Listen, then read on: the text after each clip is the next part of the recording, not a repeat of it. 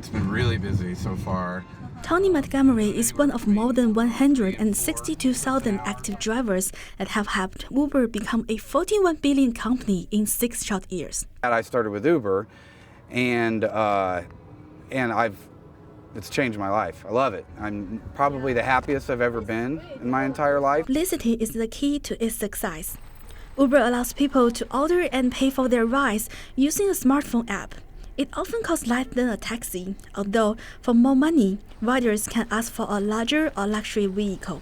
Uber's mission is to go to every major city in the Uber world. started in metropolitan areas like San Francisco or New York and has recently expanded to smaller cities. It started in Bloomington a year ago and has grown quickly. Montgomery-sized college towns make ideal markets. Especially at a school like IU, I mean, close to 40,000 students. I would say, I honestly don't know how many of them have cars, but I imagine a lot of them don't. So the convenience factor of it is really the biggest part. Not everyone is thrilled with the company's popularity. Some Uber opponents question the safety of its screening process.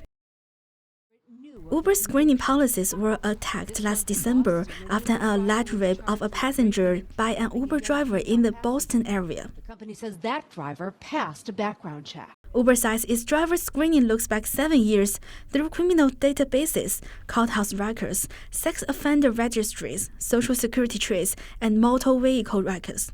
By comparison, although there is no statewide requirement policy on taxi drivers' background checks in Indiana, most cities conduct stricter policies that go far beyond 7 years.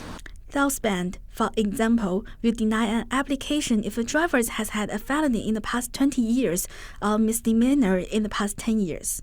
Montgomery thinks Uber's rating system guarantees the safety of passengers. Each driver has their own aggregate rating, and if it gets below a certain point, enough passengers complain, then they'll be removed from the platform. They'll no longer be an Uber driver.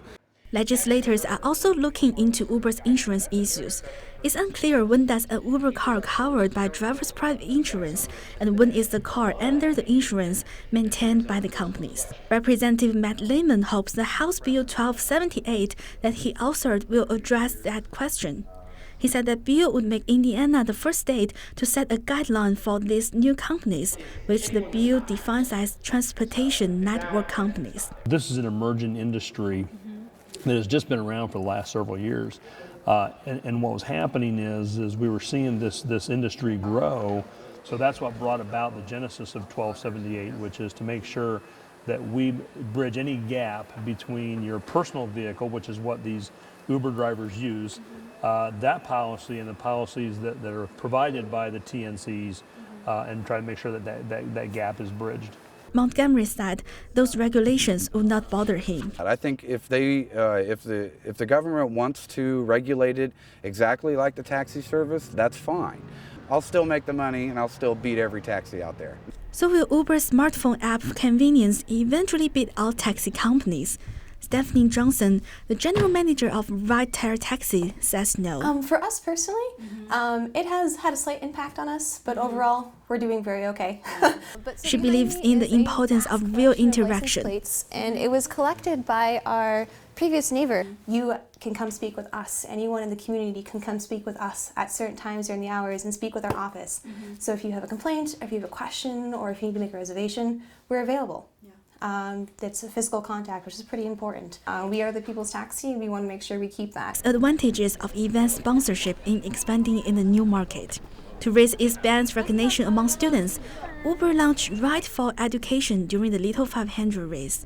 For any user that takes Uber this week, they do have that $5 option to donate to the Little 500 Scholarship Fund. Indiana University Student Foundation has pushed Uber to remind Little 500 partiers that they shouldn't get behind the wheel. We are doing a lot of advertising for them in terms of free rides and safe rides. We can use Uber and encourage people to take Uber as a safe alternative to drinking and driving.